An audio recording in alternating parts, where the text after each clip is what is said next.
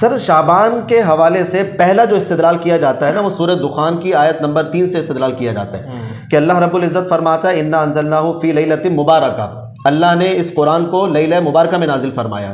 اس کے بعد اللہ نے فرمایا فیہا یفرق کل امر حکیم، اسی رات میں ہر حکمت والے کام کا فیصلہ ہوتا ہے، تقسیم ہوتی ہے۔ اب یہاں پر کئی افراد جو ہے نا وہ تفسیروں کے حوالے سے ہی لے کر آتے ہیں اور کہتے ہیں کہ جناب اس سے مراد شب براءت ہے، یعنی شب براءت میں سارے کاموں کے فیصلہ ہوتا ہے یا تقسیم ہوتی ہے، فرشتوں کو سونپ دیا جاتا ہے، یہ وہ تقسیم کرتے ہیں۔ چونکہ تفاسیر میں اسی آیت کے ذیل میں وہ روایتیں لکھی ہوئی ہیں جو 15 شعبان سے متعلق ہیں۔ اچھا میں نے تفسیر پڑھی ہے، تفسیر قرطبی ہے، تفسیر طبری ہے، ابن کثیر ہے، روح المعانی ہے اور اسماعیل حقی صاحب کی، اور کثیر تفسیر میں نے پڑھی ہے سوائے ایک دو کے جس کا میں ذکر کر دیتا ہوں۔ کسی تفسیر میں جناب کسی مفسر نے اس آیت میں یہ جو معاملہ ہے اللہ کا کہ وہ فیصلے تقسیم فرماتا ہے، فرشتوں کے حوالے کرتا ہے، جو بھی معاملہ ہوتا ہے، جو بھی ترجمہ اس آیت کا، کسی مفسر نے نا اس سے مراد یہ نہیں لیا کہ وہ شعبان کے مہینے میں ہوتا ہے، 15 شعبان کو ہوتا ہے۔ ہر مفسر نے شب براءت مراد لی ہے اور باقاعدہ ہر ایک نے تنبیہ بھی کی ہے کہ جناب جو اس سے شب براءت مراد لے رہا ہے، 15 شعبان مراد لے رہا ہے، وہ نہایت غلط درجے کا استدلال کر رہا ہے۔ تو اب ایک بات مجھے آپ سے یہ سمجھنی ہے کہ کیا یہ میرا یہ فہم درست ہے تفاسیر سے، اور دوسری بات کہ اگر یہ فہم درست ہے تو اتنا زیادہ کثرت سے یہ بات پھیلی ہوئی کیوں ہے اور اسی آیت سے استدلال کر کے 15 شعبان پر بیان کیوں کیے جاتے ہیں؟ دیکھیں سب سے پہلے تو ہمارے اصول جو قرآن پاک کو سمجھنے کے لیے ہیں، جو ہمارے اکابرین نے پیٹرن سیٹ کیے ہیں نا، اس کو بھی دیکھنا پڑتا ہے۔ سب سے بنیادی اصول یہ ہے کہ اگر قرآن پاک اپنی وضاحت خود کر رہا ہے پھر ہم اس کی وضاحت کے لیے نہ تو کوئی روایت قبول کرتے ہیں خبر واحد درجے کی، نہ کسی صحابی یا تابعی سے منسوب کوئی بھی روایت قابل قبول نہیں ہوتی۔ قرآن اپنی وضاحت خود کر رہا ہے، دیٹس اٹ، خلاص۔ یہ ایک مسلمہ اصول ہے فقہاء حناف، شافعی، مالکی، حنبلی سب کے نزدیک۔ یہ ان مسئلوں میں سے ہے کہ قرآن نے اپنی وضاحت خود کر دی ہے۔ جیسے سورہ دخان میں آپ دیکھیں اللہ فرماتے ہیں انا انزلناہ فی لیلۃ مبارکہ، قرآن پاک کو ہم نے مبارک رات میں نازل کیا۔ دوسری جگہ اللہ نے خود ذکر کیا انا انزلناہ فی لیلۃ القدر، وہ مبارک رات لیلۃ القدر ہے۔ قرآن نے جب اپنی وضاحت خود کر دی، اس کے بعد ضرورت ہی نہیں ہم کسی بھی چیز کو قبول کریں۔ دوسرا اللہ نے فرمایا فیہا یفرق کل امر حکیم، کہ ہر امر سے متعلق اس میں فرشتوں کے معاملات ان کو سپرد کر دیے جاتے ہیں۔ یہی سورہ قدر کے اندر دیکھو اللہ نے فرمایا تنزل الملائکۃ والروح فیہا باذن ربہم من کل امر، ہر امر سے متعلق یہاں فرشتوں کا نزول ہوتا ہے، یعنی کہ دونوں باتوں کی وضاحت اور تفصیل اللہ نے سورہ قدر کے اندر کر دی۔ جب قرآن اپنی وضاحت خود کر دے، اس کے مقابلے میں روایات سے استدلال نہیں ہوتا۔ یہ بنیادی اصول جس کا ٹھیک ہے وہ سمجھ جاتا ہے۔ اس لیے بہت بڑے طبقہ ہے مفسرین کا جنہوں نے ذکر کیا کہ سورہ دخان کی آیات میں نصف شعبان مراد لینا، 15 شعبان مراد لینا بالکل باطل استدلال، یہ قرآن کی تحریف ہو جائے گی۔ لہذا قرآن سے 15 شعبان کا استدلال نہیں کرنا چاہیے۔ باقی آپ نے کہا جو لوگوں میں پھیلا ہے وہ روایات کی بنیاد پر ہے، قرآن کا استدلال اس میں ٹھیک نہیں بیٹھتا۔ اچھا جناب، دوسرا ہمارا مرحلہ ہے جو ہم نے تیاری کی ہے وہ ہے احادیث کے حوالے سے۔ شعبان کے حوالے سے مختلف معاملات پر روایتیں پائی جا رہی ہیں۔ میں نے اس کو 3 حصوں میں تقسیم کیا ہے۔ ایک حصہ تو یہ ہے کہ جو جس روایت میں یہ آ رہا ہے کہ ام المومنین سیدہ عائشہ صدیقہ رضی اللہ تعالی عنہا نے نبی کریم صلی اللہ علیہ وسلم کو بستر پر نہیں پایا تو آپ دیکھتی ہوئی چلی گئیں اور بقیع کے قبرستان چلی گئی۔ وہاں پر جا کر دیکھا تو نبی علیہ الصلوۃ والسلام موجود تھے۔ پھر وہاں پر آپ نے کلام فرمایا کہ عائشہ یہ 15ویں شعبان کی رات ہے، اس رات اللہ رب العزت بنی کلب کی بکریوں کے بالوں سے زیادہ لوگوں کی مغفرت فرما دیتا ہے۔ یہ ابن ماجہ میں بھی موجود ہے، ترمذی میں بھی موجود ہے اور مختلف کتب حدیث میں بھی یہ روایت موجود ہے۔ ایک روایت تو یہ ہے، اور یہ روایت بالکل میرے مطالعہ کے مطابق تصحیح مفتی صاحب سے کروائیں گے، میرے مطالعہ کے مطابق یہ روایت بالکل ایک موضوع درجے کی روایت ہے، بالکل ثابت نہیں ہے، نبی علیہ الصلوۃ والسلام سے کسی مقام پر ثابت نہیں ہے۔ دوسری روایت آتی ہے کہ شعبان المعظم کا مہینہ وہ ہے کہ جس میں رسول اللہ صلی اللہ علیہ وآلہ وسلم کثرت سے روزے رکھا کرتے تھے۔ یہ روایت ہے جو بالکل درست ہے اور کثرت سے شعبان کے مہینے میں روزے رکھنے چاہیے، اس کا کوئی انکار نہیں کر سکتا، نہ کرتا ہے۔ نمبر 3، ایک روایت یہ ہے کہ نصف شعبان کو اللہ رب العزت آسمان دنیا پہ نزول فرماتا گئے اور بندوں سے کلام فرماتا گئے اپنی شان میں کہ کوئی ہے مجھ سے مغفرت کا طالب، کوئی ہے مجھ سے عافیت کا طالب، کوئی ہے اور اس کا طالب تو میں اس کو اس کی چیز عطا کروں۔ یہ روایت آئی ہے مختلف کتب میں، لیکن اس روایت کی تصحیح اور تضعیف کے بارے میں 2 مختلف علماء کرام کے گروہ بنے ہیں۔ ایک گروہ تو یہ بنا ہے کہ جناب یہ روایت جہاں جہاں پر آئی ہے سب طریق اگر اس کے جمع کیے جائیں تو وہ سارے کے سارے ضعیف ہیں، کہیں پر بھی یہ روایت ثابت نہیں ہے۔ اور دوسرا درجہ یہ ہے جس میں علامہ البانی بھی شامل ہیں اور دیگر محدثین بھی شامل ہیں، وہ یہ کہتے ہیں کہ یہ مختلف طرق سے آ رہی ہے، بہت سارے طرق، اگر سب کو جمع کیا جائے تو ہمیں ایک ذہن ملتا ہے کہ جناب اس میں کچھ نہ کچھ صداقت لگتی ہے۔ تو البانی صاحب سمیت اور دیگر ائمہ محدثین کچھ ہے اس کے اندر کہ جو کہتے ہیں کہ ان مختلف طرق کو جمع کر کر اس کو اوپر درجے پر لے جائیں، آپ ضعیف قرار نہ دیں، آپ اس کو حسن کے درجے پر لے جائیں۔ تو اب اس روایت کے بارے میں دو موقف ملے مجھے اپنے مطالعہ کے مطابق، تصحیح بھی ہم اس سے کروائیں گے۔ یہ 3 درجے مجھے حدیث کے معاملے میں ملے ہیں۔ اب مفتی صاحب سے ہم اس میں تصحیح کروا لیتے ہیں۔ سر یہ 3 درجے آپ کے سامنے میں نے رکھ دیے ہیں، میں نے جو کتابوں سے سمجھا، شارحین حدیث سے سمجھا گئے، وہ میں نے آپ کے سامنے رکھا گئے، اور حوالے صاحب آپ کے سامنے بتا بھی دیے ہیں میں نے کہ یہ کس کس نے اس کو کس وجہ سے اس کو ضعیف قرار دیا گیا۔ اب آپ بتائیے کہ کیا یہ میرا فہم درست ہے یا نہیں، اور پھر میرا وہی سوال پلٹ کر آئے گا کہ اگر یہ فہم میرا درست ہے تو پھر ہمارے یہاں جو اتنی روایتیں یہی والی سنائی جا رہی ہیں تو وہ کیوں سنائی جا رہی ہیں۔ ایک بات اور اس میں ایڈ کیجئے گا، یہی ترمذی والی روایت، ابن ماجہ والی روایت، بنی کلب کی بکریوں کے بالوں سے زیادہ لوگوں کی اللہ مغفرت فرماتا ہے، امام ترمذی اس کو لے کر آئے اور لانے کے بعد خود کہہ رہے ہیں کہ جناب یہ روایت ضعیف ہے، اور میں نے اپنے استاد امام بخاری سے سوال کیا اس روایت کے بارے میں، تو انہوں نے کہا کہ یہ جو 3 راوی آ رہے ہیں، یحییٰ، عروہ، یحییٰ کا سماع عروہ سے ثابت نہیں، اور حجاج کا سماع جو ہے نا وہ یحییٰ سے ثابت نہیں، امام بخاری کہہ رہے ہیں۔ تو جب انقطاع آ جائے روایت میں تو اس روایت کا کیا حکم ہوتا ہے، کیا ہم اس سے استدلال کر سکتے ہیں یا نہیں؟ ذرا تفصیلی جواب دیجیے۔ سر آپ نے آدھے گھنٹے کا سوال کیا ہے، میں خود سر اصل میں آج میں آپ سے معذرت چاہتا ہوں، کیونکہ وہ تصحیح کروانے آیا ہوں۔ دیکھیں یہ بحث لمبی ہے، میں 2-3 نقطے بیان کرتا ہوں، سننے والوں کو فائدہ دیں گے۔ اگر کوئی قابل عالم ہوتا ہے نا، اگر وہ کسی حدیث کی صحت پہ اختلاف ہو جائے، اس کا رجحان اگر حدیث کی صحت پہ جا رہا ہے، وہ عمل کر رہا ہے، گناہ گار نہیں ہوگا اللہ کی، یہ بات ذہن میں رکھ لیجیے۔ ٹھیک ہے۔ تو جیسے محدث البانی صاحب ہیں، وہ بھی یہ جو روایت ہے 15 شعبان کی فضیلت، اس کی حسن ہونے کے قائل ہیں۔ اس طرح ماضی میں بھی کچھ علماء ہیں، جمہور کا موقف یہ ہے کہ ثابت نہیں۔ صحیح۔ تو تحقیق کے اندر اگر کبھی کوئی عالم ہو اس کو حسن سمجھ کے عمل کر رہا ہو، کوئی ٹینشن نہیں لیے گا۔ ہاں اب تحقیق کے اندر اگر ہم جاتے ہیں تو ہم یہ دیکھتے ہیں، مسئلہ یہ حدیثوں کا آپ کو بعد میں سمجھ میں آئے گا۔ پرابلم یہ ہے کہ تابعین کے دور میں یہ مسئلہ شروع ہوا، صحابہ کرام کے دور میں 15 شعبان نام کی کوئی چیز نہیں تھی۔ تابعین کے دور کے اندر ایک فضا پیدا ہونا شروع ہو گئی کہ شام کے تابعی کچھ ایسے تھے، بڑے بڑے تھے، نیک پرہیزگار تھے، خالد ہے، مقبول ہے، ان کو دیکھا گیا کہ وہ 15 شعبان میں عبادتیں کرتے تھے، شوق تھا ان کا، 22 رات کو جاگتے بھی تھے۔ اور مدینہ کے جو تابعین تھے، ابن ابی ملیکہ دیکھ لیں، عبد الرحمن بن زید بن اسلم، امام مالک، مدینہ کے جو تابعین تھے وہ بہت سختی کے ساتھ 15 شعبان کی باتوں کو رد کر کے کہتے تھے یہ بدعت ہے اور یہ اسرائیلی روایتیں ہیں، ہمارے دین اسلام کو نقصان پہنچانے کے لیے آئی ہیں۔ تابعین کے دور میں سب سے پہلے مسئلہ شروع ہوا۔ اس لیے آج بھی اگر آپ دیکھیں گے کہ بھائی 15 شعبان کی ہمارے دین میں کوئی اصل نہیں ہے، تو وہ پلٹ کے یہی کہتے ہیں کہ نہیں یار، بڑے بڑے تابعین شام کے جو تھے، خالد نام ہے غالباً، مقبول ہے، وہی عبادت کرتے ہیں۔ لیکن دوسرا رخ بھی سامنے رکھنا چاہیے کہ مدینہ کے تابعین ان چیزوں کو بدعت قرار دیتے تھے اور ان چیزوں کو کہتے تھے لوگوں نے اپنی طرف سے بنائی ہیں۔ 15 شعبان کی کوئی چیز ہمارے دین میں ثابت نہیں، اسرائیلی باتیں ہیں، اللہ کے نبی علیہ السلام کا نام لے کر کے گڑھ دی گئی ہیں۔ یہ ہے اصل میں بنیاد جو تابعین کے دور سے پیدا ہوگی۔ 2 طبقے بن گئے تھے۔ جب یہ آگے گیا معاملہ تو دیکھا گیا کہ قصے کہانی بنانے والوں نے اللہ کے نبی علیہ السلام سے منسوب بھی باتیں بنا لی ہیں، بہت سے واقعات، مثلا نمازوں کی فضیلتیں، 15 شعبان میں جس نے فلاں نماز پڑھی اتنا ثواب، اتنا ثواب، بالاتفاق محققین کہ یہ سب حدیثیں جھوٹی ہیں، اللہ کے نبی علیہ السلام پر جھوٹ باندھا گیا ہے۔ اس کے علاوہ بھی بہت سے فضائل کی کچھ روایتیں جو بالکل موضوع ہیں۔ ہاں کچھ روایات ایسی آ گئی ہیں جس کو ہم موضوع تو نہیں کہہ سکتے، محققین کا جھوٹ تو نہیں ہے، لیکن وہ سب کی سب ضعیف ہے۔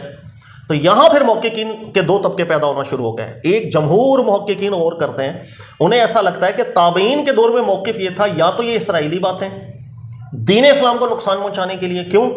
ہمارے دن میں لیلۃ القدر کی عظمت کا بیان ہے، اور لیلۃ القدر کو چھوڑ کے ایک اور رات کا تصور آ جائے تو وہ کس کو نقصان پہنچا رہا ہے؟ وہ لیلۃ القدر کو نقصان پہنچا رہا ہے۔ نمبر 2، اللہ نے قرآن میں لیلۃ القدر کے حوالے سے ذکر فرمایا کہ اس کے اندر بہت سے تقدیری فیصلے ہوتے ہیں، ہم لوگ کہاں لے جاتے ہیں اس کو؟ شب برات پہ لے جاتے ہیں۔ تو جو علماء یہ سمجھتے ہیں کہ ہمارے دین کو نقصان پہنچانے کے لیے یہ باتیں آئی تھیں، تو وہ کہتے ہیں کہ ان میں سے کسی بھی چیز کو ہم متن کی نقارت کی بنیاد پر قبول نہیں کر سکتے۔ ہر حدیث کثرت ترک سے، ہر ضعیف کثرت ترک سے حسن نہیں ہوتی، بلکہ اگر متن میں نکارت ہو تو ناقابل قبول ہوتی ہے. صحیح. اسی وجہ سے ایک بہت بڑا طبقہ علماء کا ہے جو اس کام کو بدعت سمجھتا ہے. بالکل ایبسولوٹلی ضعیف حدیثیں بالکل ناقابل قبول ہے کہ اس کے متن میں نکارت آتی ہے. لیکن ایک دوسرا طبقہ علماء کا ہے وہ اس کے متن کو نکارت میں نہیں ڈالتا.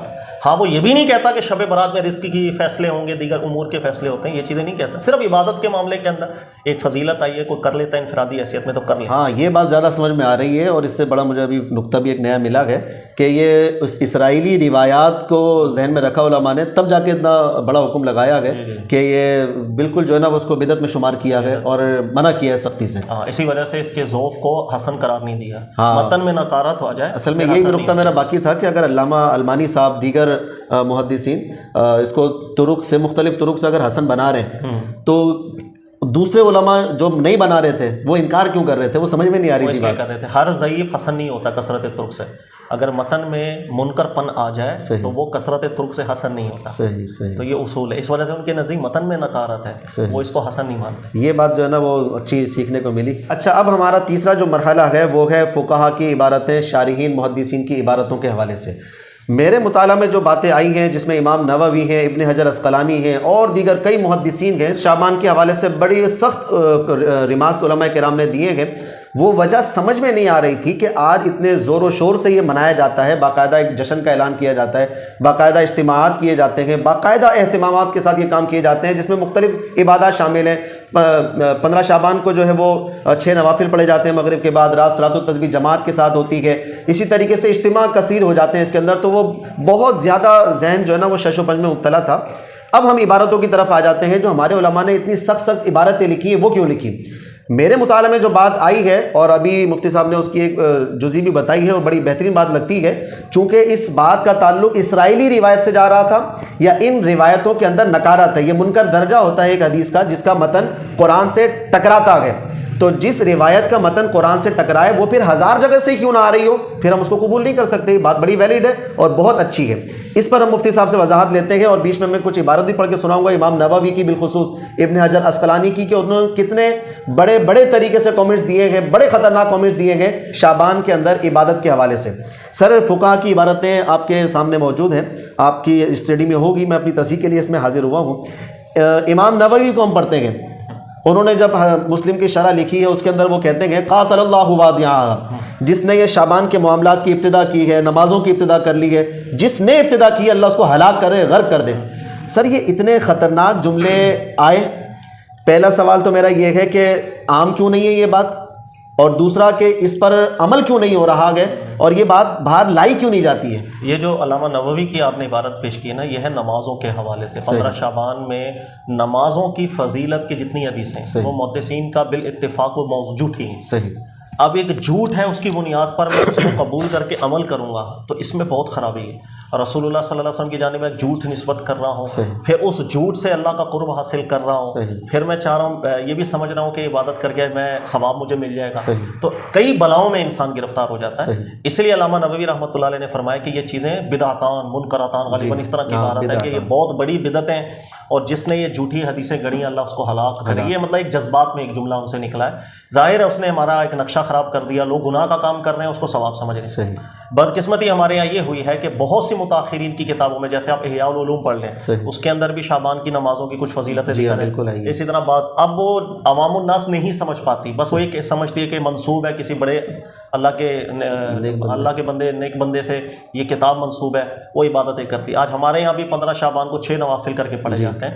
بہرحال اکابرین اس پہ تصحیح فرما چکے ہیں کہ یہ عبادتیں بالکل نبی علیہ السلام سے ثابت نہیں. جو حدیثیں جھوٹی ہیں ہمیں بچنا چاہیے، جھوٹ کی نسبت رسول اللہ کی طرف نہیں کرنی چاہیے. اچھا احادیث میں تو آپ نے ذکر کر دیا کہ چلو اگر 15 شعبان کو کوئی انفرادی طور پر عبادت کر لیتا ہے، اگر وہ حسن درجے والے علماء کو سمجھتا ہے، لیتا ہے، اگر وہ اس پر عمل کر لیتا ہے تو ٹھیک ہے، درست ہے.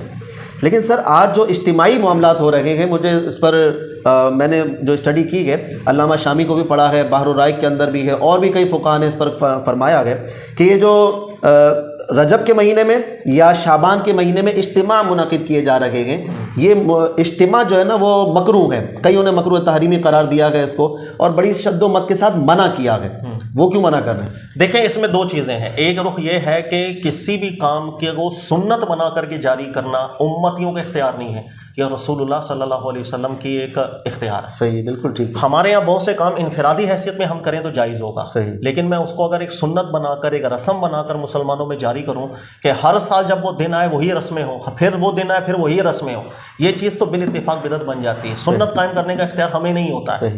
प्रॉब्लम सिर्फ ये है कि ये एक मसला वैसे ही इख्तलाफी नौयत का रहा। चलो अगर किसी का रुझान हो भी जाए इन रिवायतों के हसन होने की तरफ, तो इस पर सराहतन उलमा इकराम ने जिक्र किया, खास तौर पर फ़िक़्ह हनफ़ी के, जिस तरह अल्लामा शामी का हवाला, वो इनफरादी हैसियत में इबादत करें।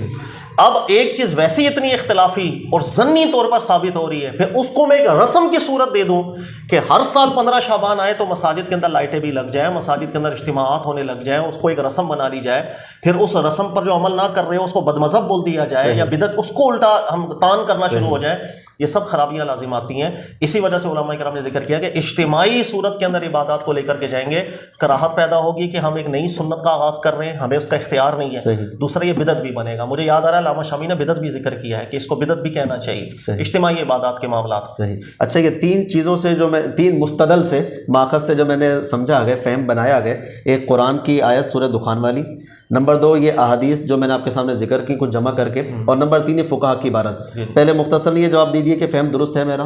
हाँ जी, ठीक है, कोई इसमें मसला नहीं। अच्छा, अगर ये फ़हम दुरुस्त है तो मेरा आपसे सवाल फिर वही पलट कर बनता है कि यहाँ पर हमारे अहले इल्म हज़रात आगे क्यों नहीं बढ़ते, लोगों को इसमें क्यों मुलव्वस किया हुआ है, जबकि इतने बड़े बड़े गलत काम हो रहे हैं, ख़तरनाक इबारतें उलमा की मौजूद हैं। अब अगर हम लोग अमल करवा लें, मेरे साथ ऐसा हुआ है, हम लोग अमल करवा लें, फिर अगर कोई दूसरा आकर ये इबारतें हमारे बंदे को दिखा दे, तो जो 10 साल से हमारा मुरीद है ना, हमारा चाहने वाला है, हमारे पास आता गया, हमारे इज्तिमा में आता गया, वही हमें पलट कर ये इबारतें दिखाएगा, तो थोड़ी बेशर्मी नहीं हो जाएगी हज़रत? देखिए, हमारे यहाँ तो एक फ़िज़ा भी फ़िरका वारियत की है, इसका भी एक असर हो जाता है। मसलन मैं एक फ़िरके से अगर ताल्लुक़ रखूँ और वो फ़िरके वाला इस अमल को जायज़ समझ के एक कुछ रस्में हैं जो अदा कर रहा है, मैं पीछे नहीं हट सकता। मैं कैसे हटूँगा? मेरे फ़िरके की बात आ गई, तो कुछ फ़िरका वारियत का भी अंसर है कि यहाँ पर शायद ऐसा रुझान पैदा हो जाता है। लेकिन उसके बावजूद भी आपने मुताला किया, स्टडी की, तहकीक की, नताइज निकले। जी जी, इस तरह बहुत से लोग मुताला करते हैं, नताइज निकलते हैं। आप लोगों को सिखाएं, इंशाल्लाह लोग सीखेंगे भी। आहिस्ता आहिस्ता गलत कामों की मारिफत होगी। देखो, इल्म नूर है, जैसे जैसे इल्म आता है इंसान को पता चल जाएगा ये ठीक है, ये गलत है। परेशान होने की जरूरत नहीं होती, अल्लाह की रहमत से मायूस नहीं हो, अपना काम करते चले जाएं, लोगों को सिखाते चले जाएं, तब्दीली इंशाल्लाह आस्ता आस्ता आ जाएगी। अच्छा, शेखुल इस्लाम इब्न तैमिया साहब की एक इबारत है जिसमें वो इसकी तरफ इशारा करते हैं कि अगर कोई इस रात में 15 शाबान में इबादत कर लेता है तो कोई मसला नहीं है, ये हमारे असलाफ से साबित भी है इसके अंदर। अच्छा, इससे बाज़ लोग धोखा देते हैं भाई, गैर मुक़ल्लिद लोग, तो वो जो है ना इस इबारत को खा जाते हैं और इब्न तैमिया को तो बड़ा मानते हैं वो, लेकिन इस इबारत को वो सुनाते नहीं है, क्योंकि वो सुनाएंगे तो उनको भी फिर अपनी मस्जिद में देखिए, बिल्कुल शेख इब्न तैमिया साहब ने ये इबारत निकल की और ये इल्मी गलती लग जाती है, इससे कोई भाई जब आपने सलफ को देखा तो मैंने आपको कहा ना शाम के बड़े बड़े ताबीन इबादत करते, धोखा लग गया। लेकिन साथ ही साथ जिस वक्त देखा गया मजीद तहकीक, मदीना के ताबीन तो इसको इतने शदीद थे। मुझे याद आ रहा है कि अब इब्न अबी मुलैका वो इतने सख्त थे, वो लोगों को कहा करते थे जो तुम्हें 15 शाबान के हवाले से कोई बात सुना रहा हो ना, किस्सा कहानी, तो उसको मारो पकड़ के। इतना वो मतलब बहुत सख्त स्टैंड था उनका। इमाम मालिक का बड़ा सख्त स्टैंड था इसमें, अब्दुर्रहमान बिन ज़ैद बिन असलम का बड़ा सख्त स्टैंड था इसमें। दोनों रुख जब उलमा के सामने आए तो मैं आपको एक मशवरा देता हूँ, इसमें सबसे बेहतरीन मकाला है ये शेख इब्न बाज साहब रहमतुल्लाह तआला अलैह का, और उन्होंने निहायत नफीस अंदाज के अंदर पूरी बहस की है कि अकाबिरीन के दौर के अंदर जब ये मसला आया ताबईन में, एक गिरोह बन गया जो इबादत कर रहा था, नहीं कर रहा था, इसराइली रिवायात कैसे दाखिल हुई, ये पूरी उन्होंने कहानी लिखी। शेखुल इस्लाम इब्न तैमिया साहब बड़े आलिम दीन है, लेकिन आलिम दीन होने का ये मतलब नहीं कि कहीं उनसे गलती नहीं लग सकती। गलती तो इंसान होने के नाते सबको लग सकती है। बाद में आने वाले, हालांकि शेख इब्न बाज साहब हो, मोहम्मद बिन सालेह उसैमीन साहब हो, ये खुद शेखुल इस्लाम इब्न तैमिया साहब के बड़े मद्दाह हैं, लेकिन जहाँ पता चल जाता है कि उनकी गलती जारी है तो उसको फॉलो नहीं करते हैं। यही एक आलिम का तबीयत उसकी होनी चाहिए, मनहज होना चाहिए कि चाहे कोई बड़ा आलिम दीन है, गलती पता चल रही है उसको छोड़ दिया जाए।